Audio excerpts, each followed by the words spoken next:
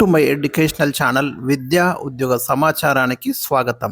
Daily GK quiz ఈరోజు 395 రోజు. ఈరోజు కూడా జనరల్ నాలెడ్జ్ నుంచి 10 క్వశ్చన్స్ మనం ఇక్కడ డిస్కస్ చేయబోతున్నాం. ఇక ఫాస్ట్గా క్వశ్చన్ నెంబర్ 1 అయితే డిస్కస్ చేద్దాం. భారత్ మరియు యూరోపియన్ యూనియన్ మధ్య చరిత్రాత్మక స్వేచ్ఛ వాణిజ్య ఒప్పందం ఎప్పుడు కుదిరింది?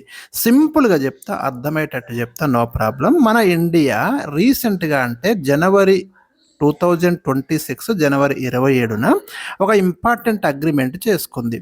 ఎవరితో చేసుకుంది? ఒక group of countries, European union అని ఒక గ్రూప్ ఆఫ్, దీంట్లో ఒక 27 సభ్య దేశాలు ఉన్నాయి, EU అంటాము. ఈ 27 దేశాలతోటి ఇండియా ఒక అగ్రిమెంట్ చేసుకుంది. ఏం అగ్రిమెంట్ అంటే, మన వస్తువులు ఈ దేశాలకు ఎక్స్పోర్ట్ చేస్తున్నాం, వాళ్ళ వస్తువులు మనం కూడా దిగుమతి చేసుకుంటున్నాం. రకరకాల వస్తువులు మన అటు పోతున్నాయి, వాళ్ళ ఇటు వస్తున్నాయి. ఈ ఎక్స్చేంజ్లో ఏమైందంటే పరస్పరం ఎప్పుడైనా కానివ్వండి, ఒక దేశం నుంచి మరో దేశానికి మనం వస్తువులు ఎగుమతి చేసేటప్పుడు కానీ దిగుమతి చేసుకునేటప్పుడు కానీ ట్యాక్స్ పేమెంట్ చేయాల్సి ఉంటుంది. ఈ ట్యాక్సెస్ వల్ల ఏమైతే అంటే ఆ వస్తువుల ధరలు పెరుగుతాయి, అటైనా పెరగవచ్చు, ఇటైనా పెరగవచ్చు. సో ఇప్పటి నుంచి ఏంటంటే ఈ అగ్రిమెంట్ కుదిరిన తర్వాత ఈ ట్యాక్సెస్ అనేవి గణనీయంగా తగ్గుతాయి అన్నట్టు. మనం పెద్దగా వేయము, వాళ్ళు కూడా పెద్దగా వేయరు. దీనివల్ల ఇరువురికి కూడా లాభం అనేది జరుగుతుంది. అందుకే దీన్ని ఫ్రీ ట్రేడ్ అగ్రిమెంట్ అంటాం అన్నట్టు. స్వేచ్ఛ వాణిజ్య ఒప్పందం అంటాం తెలుగులో. స్వేచ్ఛగా వాణిజ్యం చేసుకోవడం అన్నట్టు, ఫ్రీగా. ఇది కుదిరిన డేట్ అయితే ఇక చూసుకోండి, జనవరి 27, 2026. ఈ డేట్ చాలా చాలా ఇంపార్టెంట్. వాళ్ళు ఎందుకంటే యూరోపియన్ యూనియన్ నుంచి 2 రిప్రజెంటేటివ్స్ మన రిపబ్లిక్ డే ఉత్సవాలకు వచ్చి నెక్స్ట్ డే ఈ అగ్రిమెంట్ అయితే చేసుకున్నారు. ఇది క్లియర్. ఇప్పుడు యూరోపియన్ యూనియన్లో 27 కంట్రీస్ కూడా ఉన్నాయి, అది కూడా గుర్తుంచుకోండి. క్వశ్చన్ నెంబర్ 2, పాల స్వచ్ఛతను ఏ పరికరంతో కొలుస్తారు? మరి మనం రోజు ఉపయోగించే మిల్క్ ఉంటుంది కదా, ఈ పాల యొక్క స్వచ్ఛత, ప్యూరిటీ అంటే దాంట్లో ఎంత శాతం నా నీరు ఉంది, ఎంత స్వచ్ఛమైన పాలు ఎంత పర్సెంటేజ్ ఉంది అనేది మనం తెలుసుకోవడానికి ఒక పరికరం ఉంది. దాన్ని లాక్టోమీటర్ అంటాం అన్నట్టు. దీంతో మనము ఆ పాలు ప్యూర్గా ఉన్నాయా లేవా, స్వచ్ఛతగా ఉన్నాయా లేవా, వాటర్ ఎక్కువ ఉన్నాయా అనేది మనకు ఈజీగా తెలుస్తుంది. ఈ లాక్టోమీటర్ అనేది గుర్తుంచుకోండి. అదేవిధంగా మీకు లాక్టో అంటేనే ఈ మిల్క్ రిలేటెడ్ వర్డ్ అండి. ఇది పాలను పెరుగుగా మార్చే బ్యాక్టీరియా పేరు కూడా లాక్టోబాసిల్లస్ అంటాం, అది కూడా గుర్తుంచుకోండి. 2 కూడా మీకు లాక్టో పేరు మీదుగానే ఉంటాయి అన్నట్టు. 2 నోట్ చేసి పెట్టుకోండి. క్వశ్చన్ నెంబర్ 3, సముద్రాల లోతును కొలిచే సోనార్ అనే పరికరాన్ని ఎవరు కనుక్కున్నారు? ఒక సముద్రము ఎంత లోతు ఉంటుంది అనేది మనము ఒక పరికరం ద్వారా కొలవచ్చు. ఆ పరికరాన్ని మనం సోనార్ అని పేర్కొంటాం. సౌండ్ నేవిగేషన్ అండ్ రేంజింగ్ అంటాం అన్నట్టు. దీన్ని ఫస్ట్ టైం ఇంట్రడ్యూస్ చేసింది లెవిస్ నిక్సన్ అండి. ఈ పేరు గుర్తుంచుకోండి. మీకు సముద్రాల లోతును ఏ పరికరంతో కొలుస్తారు, చాలాసార్లు ప్రశ్న వచ్చింది. దీన్ని ఇన్వెంట్ చేసింది లెవిస్ నిక్సన్. ఇది కూడా మీరు గుర్తుపెట్టుకోండి. అతిధ్వనుల ఆధారంగా ఇది మనకి పనిచేస్తుంది. Question number 4, world wide fund for nature యొక్క సింబల్ ఏంటిది? ఫస్ట్ మీకు ఇది తెలవాలి. అసలు world wide fund for nature అనేది ఏందో తెలవాలి. ఇది world wide fund for nature అనేది ఒక NGO అండి, నాన్ గవర్నమెంటల్ సంస్థ. ఇది దేనికోసం పనిచేస్తుంది అంటే, ప్రపంచవ్యాప్తంగా వన్యప్రాణుల్ని ప్రొటెక్ట్ చేయడము, వాటి ప్రొటెక్ట్ చేయడానికి కావాల్సినటువంటి డబ్బుల్ని సేకరించడము, ఇలాంటి పనులన్నీ కూడా మనకి world wide fund for nature అనేది చూసుకుంటుంది.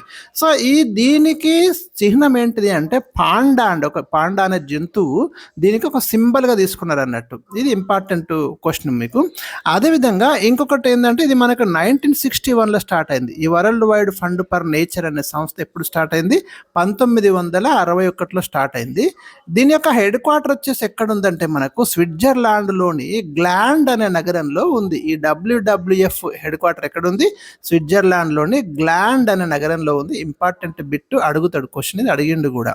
దీని ఓల్డ్ నేమ్ ఏంటంటే వరల్డ్ వైల్డ్ లైఫ్ ఫండ్ అని ఉండే దీని పాత పేరు. ఇప్పుడు దీన్ని వరల్డ్ వైడ్ ఫండ్ ఫర్ నేచర్గా మార్చిండ్రు. కొత్త పేరు ఇచ్చినా, పాత పేరు ఇచ్చినా, అది ఎస్టాబ్లిష్మెంట్ ఎప్పుడైందో ఇచ్చినా, దాని యొక్క హెడ్ క్వార్టర్ ఎక్కడుందో ఇచ్చినా, దాని యొక్క సింబల్, దాని యొక్క చిహ్నం పాండా అనే జంతువు. అది కూడా నేను ఇక్కడ మొత్తం మీకు ఇన్ఫర్మేషన్ అయితే ఈ WWF గురించి ఇవ్వడం అనేది జరిగింది. క్వశ్చన్ నెంబర్ 5, భారత రాజ్యాంగంలోని ఏ నిబంధన కోర్ట్ ఆఫ్ రికార్డు గురించి వివరిస్తుంది? రైట్. మనకి ఇండియన్ కాన్స్టిట్యూషన్‌లో ఉన్నటువంటి ఆర్టికల్స్ చాలా ఉన్నాయి గదా! ఇప్పుడైతే ఈ వీడియో రికార్డ్ చేస్తున్న టైంకి దాదాపుగా 448 ఆర్టికల్స్ ఉన్నాయి మనకి. దాంట్లో ఆర్టికల్ నంబర్ 129 అనేది చాలా ముఖ్యమైన ఆర్టికల్ అండి. ఇది సుప్రీం కోర్టుకు సంబంధించిన దాంట్లో ఉంటుంది మీకు. అందులో ఈ ఆర్టికల్ కోర్ట్ ఆఫ్ రికార్డ్ గురించి తెలియజేస్తుంది. అసలు ఇంతకు కోర్ట్ ఆఫ్ రికార్డ్ అంటే ఏంటిదంటే, సుప్రీం కోర్ట్ ఏం చేస్తది, మనకు రకరకాల జడ్జిమెంట్స్ ఇస్తది. రకరకాల కేసులొస్తాయి, రకరకాల జడ్జిమెంట్స్ ఇస్తది. ఆ జడ్జిమెంట్స్ అన్నిటిని ఏం చేస్తారంటే భద్రపరుస్తారన్నట్టు. వాటిని డాక్యుమెంటేషన్ చేసి ఆ తీర్పులన్నిటిని కూడా సెక్యూర్ చేస్తారు. ఏ ఆర్టికల్ ప్రకారము? 129 ఆర్టికల్, అంటే రాజ్యాంగబద్ధంగానే అవి మనకి ఈ ఆర్టికల్ ప్రకారము అన్నీ కూడా రికార్డ్ చేయబడతాయి. ఎందుకు? భవిష్యత్తులో అలాంటి కేసుల విషయంలో మళ్ళీ ఈ జడ్జిమెంట్ ఉంటుంది. ఈ జడ్జిమెంట్ను భారతదేశంలో ఉన్నటువంటి మిగతా హైకోర్టులన్నీ కూడా తీసుకోవడానికి వీలవుతుంది. అలాంటి కేసెస్ హైకోర్టులో వచ్చినప్పుడు ఇదే జడ్జిమెంట్ని కోట్ చేసుకుంటారు. సో అట్లా మనకి కోర్ట్ ఆఫ్ రికార్డ్ అనేది మెయింటైన్ చేయబడుతుంది. దానికి సంబంధించిన ఆర్టికల్ 129, అది కూడా గుర్తుంచుకోండి. క్వశ్చన్ నెంబర్ 6, గృహహింస నిరోధక చట్టం 2005 ఎప్పటి నుండి అమల్లోకి వచ్చింది? డొమెస్టిక్ వైలెన్స్ యాక్ట్ అనేది మనకు ఒకటి తీసుకొచ్చిందండి. అంటే గృహహింస, ఇంట్లో భార్యని హింసించడము ఇలాంటివి జరుగుతున్నప్పుడు దాని నుండి ప్రొటెక్షన్ కోసము ఈ యాక్ట్ తీసుకొచ్చింది సెంట్రల్ గవర్నమెంట్. 2005లో తీసుకొచ్చింది. అది ఇంప్లిమెంటేషన్ ఏమో మనకు 2006 అక్టోబర్ 26 నుండి అది ఇంప్లిమెంటేషన్ అనేది అవుతుంది. చాలా ఇంపార్టెంట్ ఇది కూడా చాలా ముఖ్యమైన క్వశ్చన్ కింద మీరు తీసుకోండి. Question number 7, national centre for polar and ocean research ఎక్కడ కలదు? ఇది ఒక ఇంపార్టెంట్ సంస్థ మనకు సముద్రాలకు సంబంధించి. So very important. National centre for polar and ocean research ఎక్కడ ఉందంటే ఇది వాస్కోడిగామా సిటీలో ఉంది. అదేమో గోవా రాష్ట్రంలో ఉంది. క్వశ్చన్ నెంబర్ 8, భారత సుప్రీంకోర్టు ఎప్పటి నుండి పనిచేయడం ప్రారంభించింది? మనకు ఇప్పుడు ఇండియాలో అత్యంత ముఖ్యమైన, అత్యంత పవర్ఫుల్ కోర్టు, మొత్తం దేశానికి అంతటికి వర్తించే కోర్టు ఏది అంటే సుప్రీంకోర్టు. ఇది న్యూఢిల్లీలో ఉంది. ఇది ఎప్పుడు స్టార్ట్ అయిందంటే మనకు 1950 జనవరి 28 నుంచి మనకు సుప్రీంకోర్టు స్టార్ట్ అయింది. అయితే మీకు బ్రిటిషర్స్ కాలంలో 1774లో కలకత్తాలో ఒక సుప్రీంకోర్టు స్టార్ట్ చేసింది. ఇంకా క్రమక్రమంగా అనేక పరిణామాలు చెందుతూ మనకు ఇండిపెండెన్స్ తర్వాత ఇప్పుడున్నటువంటి సుప్రీంకోర్టును ఎస్టాబ్లిష్ చేసుకోవడం అనేది జరిగింది. డేట్ గుర్తుంచుకోండి, ఇయర్ గుర్తుంచుకోండి. ఇక్కడ ఇచ్చిన 1774లో ఈస్ట్ ఇండియా కంపెనీ ఉన్నప్పుడు సుప్రీంకోర్టు కలకత్తాలో, తర్వాత ఫెడరల్ కోర్టు, తర్వాత ఇప్పుడున్న సుప్రీంకోర్టు ఈ విధంగా మారుతూ వచ్చింది. సుప్రీంకోర్టు గురించి వివరించే నిబంధనలు కూడా ఇచ్చినాయి ఇక్కడ. ఆర్టికల్ 124 నుంచి 147 వరకు మనకి సుప్రీంకోర్టు గురించి తెలియజేస్తాయి. క్వశ్చన్ నెంబర్ 9, ప్రస్తుతం సుప్రీంకోర్టులో న్యాయమూర్తుల సంఖ్య, ఇది చాలామందికి కన్ఫ్యూజన్ అండి. 34 అని చూసుకోవాలి మీరు, ఎందుకంటే 33 మంది జడ్జెస్ ప్లస్ సిజేఐ అందరినీ కలిపి మనం న్యాయమూర్తులను ట్రీట్ చేస్తాము.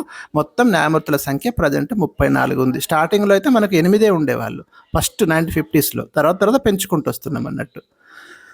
క్వశ్చన్ నెంబర్ 10, ప్రస్తుతం సుప్రీంకోర్టు ప్రధాన న్యాయమూర్తి వేతనం ఎంత? ఈ శాలరీస్ కూడా మీరు అప్డేట్ చేసుకోవాలి. ఇక్కడ నేను ఏమంటున్నా, సుప్రీంకోర్టు యొక్క చీఫ్ జస్టిస్ న్యాయమూర్తి కాకుండా ప్రధాన న్యాయమూర్తి యొక్క జీతం అంటున్నా 2,80,000 అయితే పేమెంట్ చేస్తున్నాము. ఇవన్నీ కూడా సంఘటిత నిధి నుండి పేమెంట్ చేస్తారు. అంటే మనకు సెంట్రల్లో సంఘటిత నిధి, కన్సాలిడేటెడ్ ఫండ్ అని ఉంటుంది కదా, దాని నుంచి పేమెంట్స్, ముఖ్యమైన జీతాలని పేమెంట్ చేస్తారు.